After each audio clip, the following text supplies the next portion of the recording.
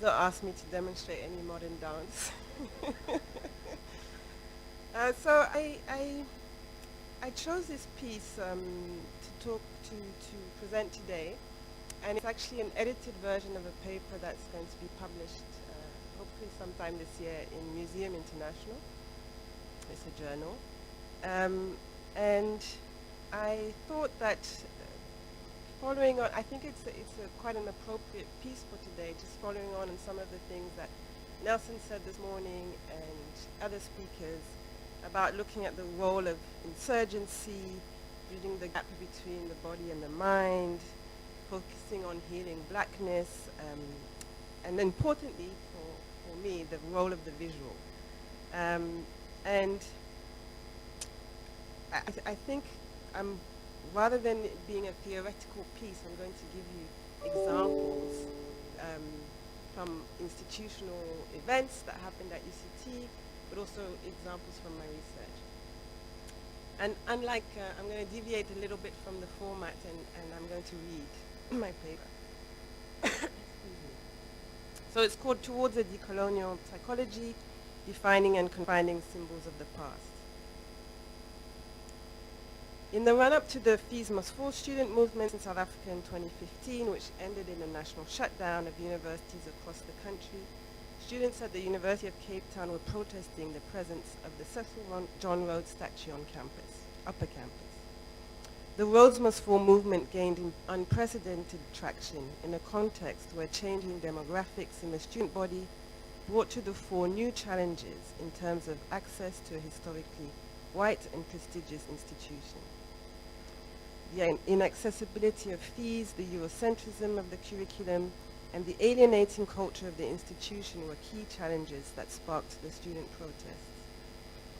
The call for the removal of the statue and the widespread support garnered within and beyond the institution was symbolic of the need for change.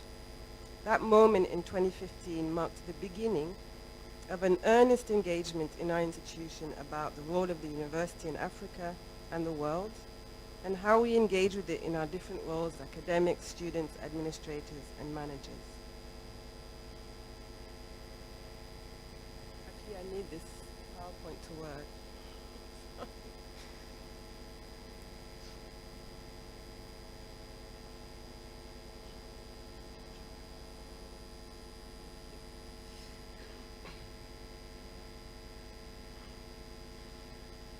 That moment also reverberated across the nation and the world with calls to rename Rhodes University in Grahamstown and to remove the Rhodes statue at Oxford University in the UK. And in the past few years across the USA, in Baltimore, New Orleans, Memphis, Dallas, Helena, Annapolis, statues of Confederate leaders have been removed from public spaces. Just last year in 2018, we witnessed the removal of statues of Confederate leaders at the University of Texas at Austin and the University of North Carolina at Chapel Hill. These events have prompted a much-needed reflection on the symbolisms of the past, and in particular the role of public art as an instrument of political engagement. A central feature of public art is its power to represent people and events in ways that convey stories of the past and the present, stories of who belongs and who does not, stories of what is valued and what is concealed. These representations of us and others are embedded in a history of slavery, colonization, and apartheid. The presence of slave owners, apartheid, and colonial stalwarts in our public spaces represent acts of memorialization that reify a particular worldview and that are often justified under the guise of art and common heritage.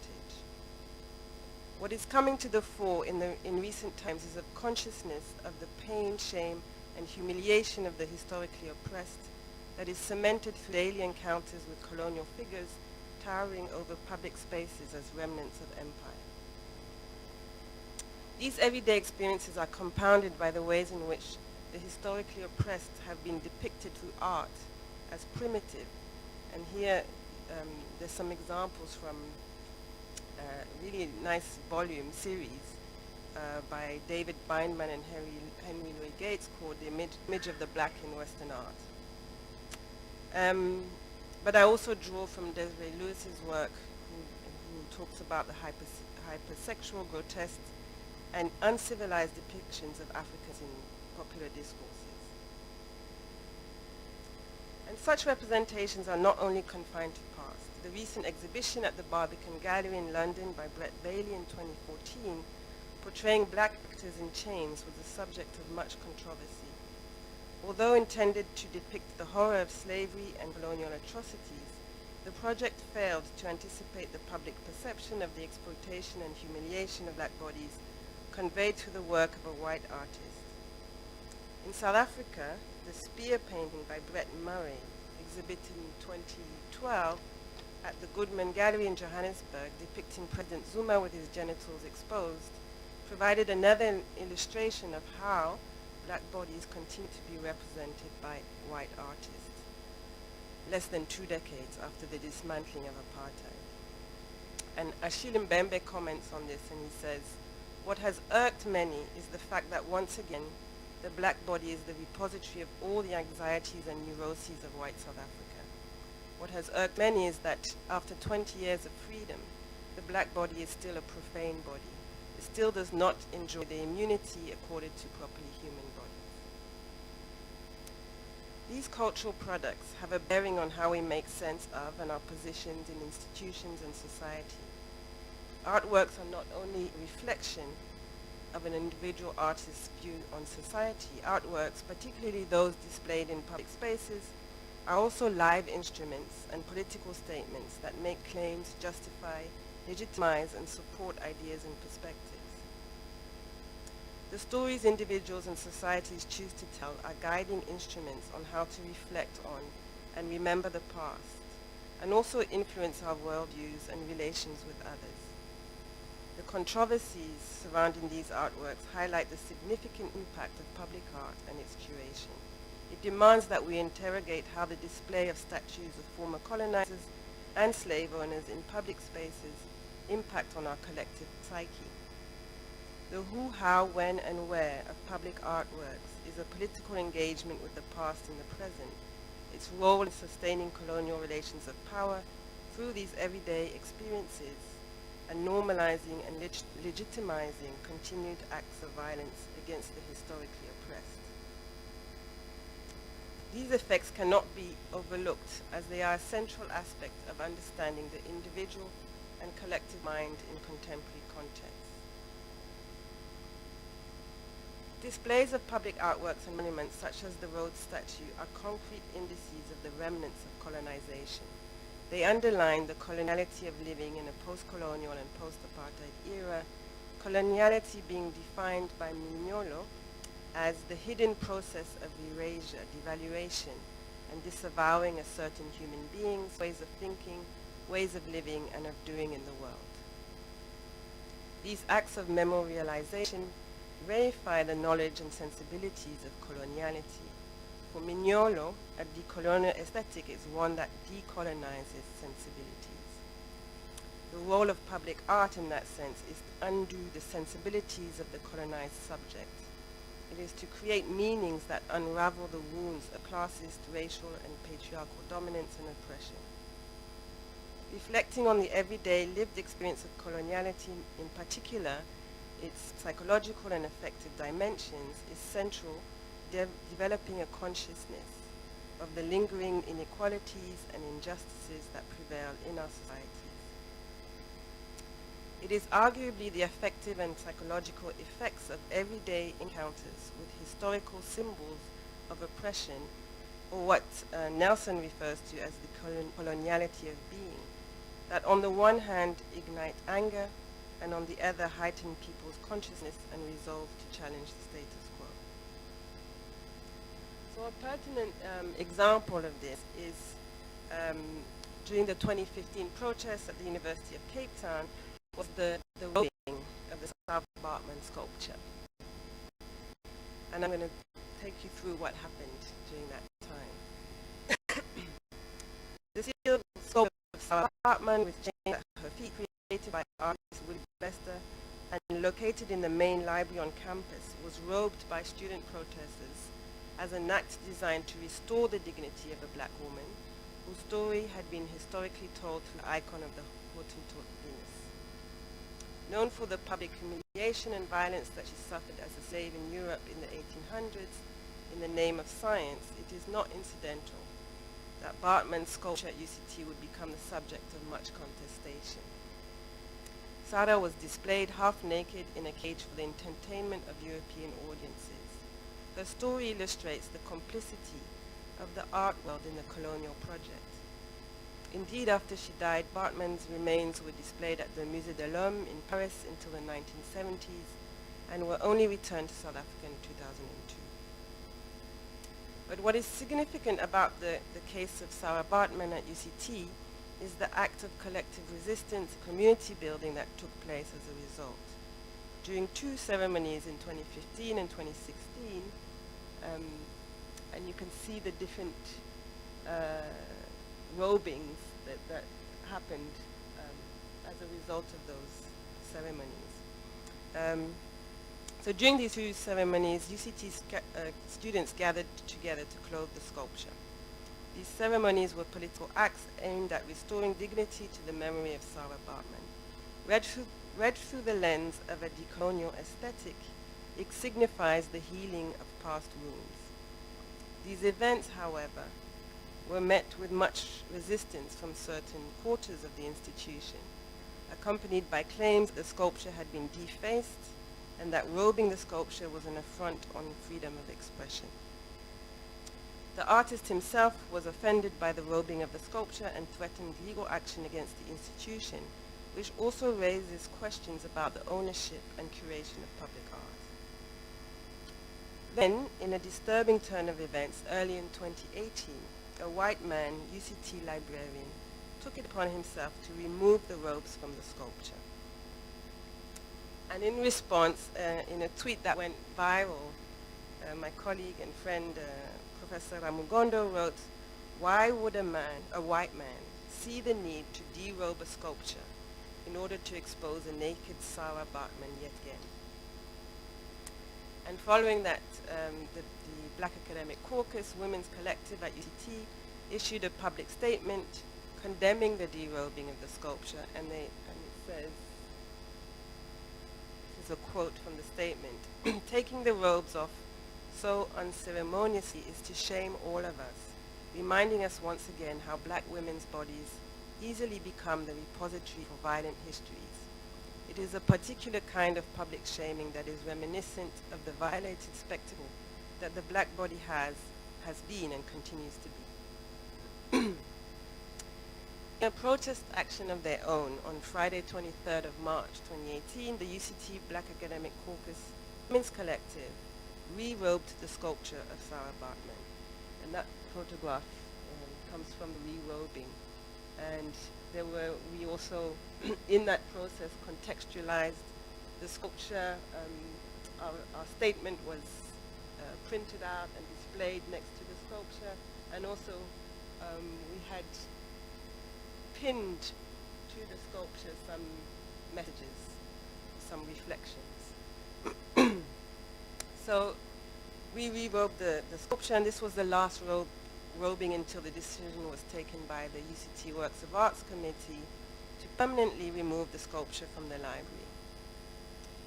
The Works of Arts Committee then curated an exhibition at the UCT Ritchie Gallery that opened on the 20th of September last year with the original Willie Bester sculpture, accompanied by a sound installation as well as images and performances which contextualized the story of Sarah Baartman and her place at UCT. In the run-up to the exhibition, the Works of Arts Committee also organized a series of dialogues with the artist Willie Bester, students, the Black Caucus, and the broader UCT community. These events, conversations, and contestations over the Sarah Baartman sculpture have revealed the centrality of art and representation in the project of articulating a decolonial consciousness, decolonial sensibilities, and the possibilities for institutional change. Indeed, in December 2018, the UCT Vice-Chancellor announced the renaming of Jameson Hall. So this is our main hall that stands at the heart of the university. And it's been renamed to Sarah Baartman Hall. Although we are still awaiting the official ceremony, this was a significant moment for recognition and healing in our institution. These examples are evocative and provocative examples of the significance of public art as a political tool. As a project of cultural memory and storytelling, art can be as destructive as it can be transformative. It can reproduce forms of colonial power or lead us towards a decolonial aesthetic. At UCT, I would argue that the most meaningful and effective forms of resistance have been those that have found collective expression in the contestation of public art. These have sparked important and heated conversations between students, academics, activists, and artists on the meaning of decolonizing the university, and have led to concrete institutional changes. In addition to the renaming of Jameson Hall, many contested artworks have been removed from UCT buildings, and new exhibits have been curated under the leadership of the reconstituted Works of Arts Committee. Perhaps it is time that academics from all disciplines take seriously the role of art and representation in shaping attitudes of mind conducive to an egalitarian society. Indeed, intervening in the economic, health, and socio-political challenges that exist in vastly unequal societies as a result of coloniality necessitates an understanding of the affective and psychological experiences of such a context. It's with this idea in mind that I would argue that psychology as a discipline focused on the relationship between mind and society has much to contribute to a decolonial aesthetic. Despite its historical complicity with legitimizing forms of domination and control, contemporary developments in the discipline emerging from the global south and the diaspora have produced critical tools for imagining and centering feminist and decolonial ways of doing research and producing alternative knowledge. Community and social psychologies in particular have recognized the role of artistic methods for understanding the affective experiences of difference and oppression, and for creating a platform for socially just knowledge. There is a long tradition of visual methods in psychology, which have been instrumental in studies of identity, representations, and social change. A decolonial psychology, however, cannot limit itself to the analysis and interpretation of the visual. Of particular interest here is research that, as my former supervisor Caroline Howard says, explores the actual production of self-images or the contestation of stigmatizing representations of particular communities. So it is as much about who creates the image as it is about the content of the image and how it is received. So I propose that when used in participatory forms of research, all of these aspects of visual art forms can be explored. Visual methodologies for participatory action research can provide a platform for participants in a research project to represent themselves and to draw on collective meanings in the act of representation. So in the remainder of this presentation, I want to talk to you about Photovoice methods, which is, I've been using Photovoice, doing Photovoice research for about 10 years now. And we have a number of, we have a Photovoice lab in the Department of Psychology and a number of students, postgraduate students who are using the method. So it's becoming increasingly more attractive and used definitely at UCT. So Photovoice is a participatory action research tool that engages groups and communities to tell stories about their lives through photography. Participants are trained in the use of cameras and asked to take photographs that represent their lives. Through a guided process, participants collectively present and discuss their photographs to each other and to the broader community through raising quick questions about the causes of their realities, finding practical and collective ways of changing their circumstances. Photovoice will often lead to a sense of solidarity and consciousness of common experiences and challenges. Hence, art, representation, dialogue, and contestation constitute intrinsic aspects of the production of knowledge in a Photovoice project. And in what follows, I'm going to present an example of a Photovoice project at UCT, which raised many of these issues, to through the voices and creativity of the students who participated in it. So between 2013 and 2015, Josie Cornell, Prof. Copano and I ran a Photovoice project with black students at UCT to document the experiences of the institution. The project involved several groups of undergraduate and postgraduate students from all faculties and culminated in a series of public exhibitions held at UCT to showcase their artworks and initiate a public dialogue with the broad UCT community. And it was interesting that a number of the photographs and captions that students displayed were about the Rhodes statue, the Baartman sculpture, and other artworks at UCT, and how these impacted their affective and everyday experiences and sense of belonging at UCT. Similar to the protests described above, the significance of the Photovoice project was the deliberate objective to raise collective consciousness and disrupt coloniality through public artistic expression and representations. It provided an example of how academic research can make use of artistic methods, mediating the gap between academia, activism, and lived experience, and contribute to the creation of our own history. So I'm going to share with you some of these three particular moments in this Photovoice project that illustrate how art and artworks initiated deep reflections amongst the participants on the possibilities and complexities of crafting a decolonial aesthetic.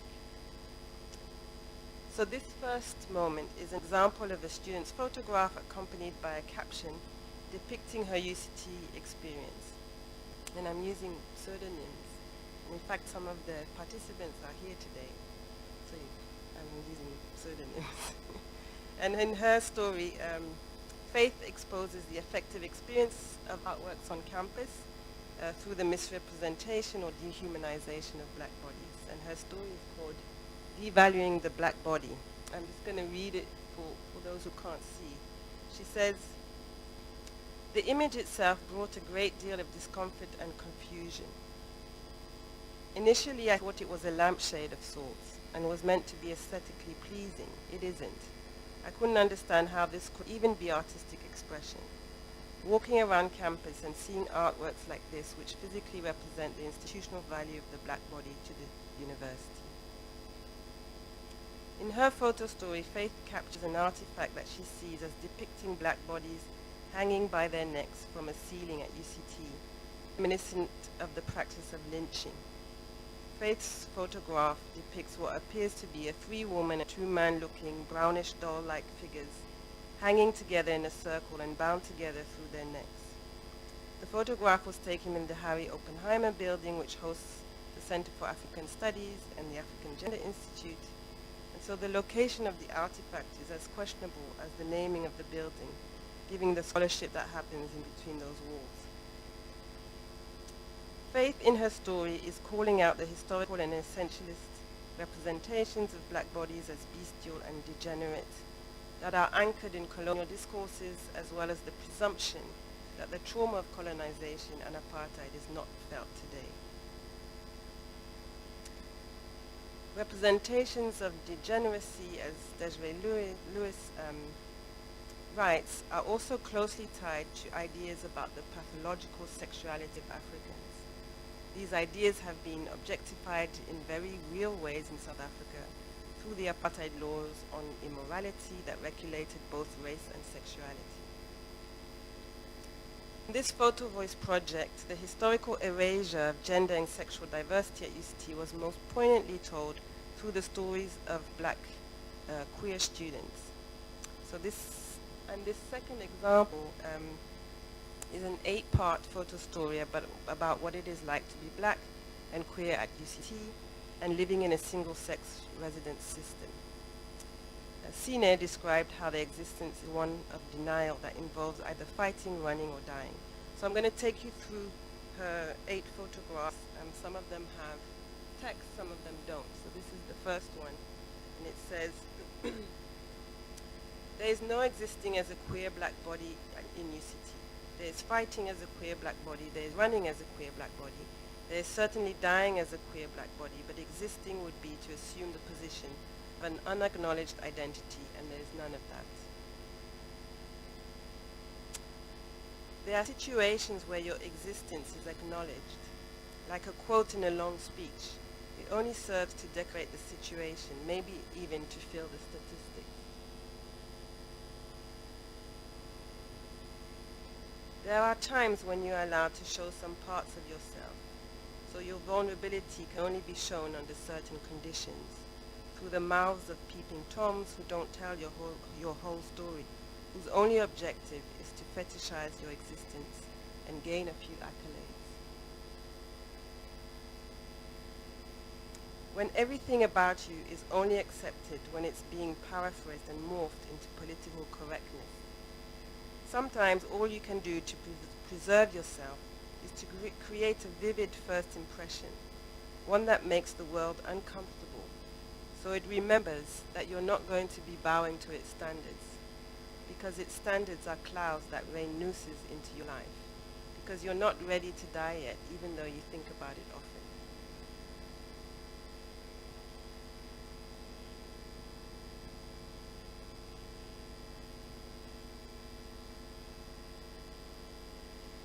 And even though you don't get to exist, you still wake up every morning and convince yourself to get out of bed, layer yourself with clothes like you're putting on a hazmat suit, like you know that these clothes are the blade that snips the noose off of your throat every morning, because anyone can deny your identity, but the mind goes ballistic when it can't marry the image before it with the idea it has of what it should be. So our ability to cause instant discomfort is like a porcupine's quills. It's most dangerous when we're feeling unsafe, and we die for it too often. But how would you know who we were if not for it? So Sine's 8-part series of self-portraits were taken in their bedroom in a UST single-sex female student residence. The 7 photographs depict Sine getting dressed in the morning. One cannot clearly discern Sine's presence in the first photograph, presumably depicting the confusion and erasure of being black, queer, and gender non-conforming in a female residence. In subsequent photographs, Sine's body becomes more in focus as they put on clothes that hide any biological traces of a gendered identity previously discernible in their nudity. This very moving series of photographs captures what Sine does every day to overcome the discomfort of being in the gender-conformist environment that they find themselves in, the constant negotiation between life and death, and dealing with and resisting the realization of their existence as a problem. And in this third and last example, I wish to bring us back to the Sarah Baartman and Cecil John Rhodes story. In one of the discussion group held with participants during the project, questions of dignity, nudity, and queerness highlighted the complexities in the process of decolonizing sensibilities. When confronted with these 2 photo stories, students deliberated on when, how, and for whom the act of nudity becomes a political act that is transgressive rather than oppressive. On the one hand, the story about the robed Sarah Baartman taken by one of the participants, entitled Finding Lost Dignity, represented the act of covering up nudity to restore dignity. And on the other hand, the story of liberation by another participant, where she sits partially naked on the same plinth that the Rhodes statue stood on, depicting her own derobing as a political act of liberation. This discussion and others during the project brought into stark focus how the participatory collective process of representation can lead to a heightened consciousness of everyday politics of being and provide the tools and strategies that can pave the way for a decolonial aesthetic. What these examples also demonstrate is the potential role for psychology in moving away from its dubious past towards a discipline that examines the role of coloniality as integral to psychological processes and how it manifests in everyday social interactions and lived experience. So in conclusion, the project of defining and confining symbols of the past is to recognize public art not simply as objects to be viewed, but as historical traces of human life. These traces can sometimes represent centuries of untold trauma, seemingly concealed behind a portrait or a sculpture which may seem inconsequential to many viewers. But what we choose to display as public art and how we display it is a reflection of the prevailing political perspectives, attitudes, and beliefs of the society. The psychological perspective on public art, as described in this paper, is critical to the development of consciousness and the imagining and creation of decolonial sensibilities. As the chair of the Works of Arts Committee, Jay Pather reflects, as we look into a fraught past, a contested present, and a future without clear definition, we need to develop with rigor newer, complex models for the curation and display of art that may provide the inspiration that UCT has always provided, but in a world that redefines itself every single day. I submit that a decolonial psychology necessitates an engagement with the everyday experiences and life worlds of individuals and communities through participatory and collective forms of community action. As illustrated through the events taking place at UCT over the past few years, such engagements can lay the framework for restoring dignity and well-being as part of a decolonial aesthetic to curate our own history.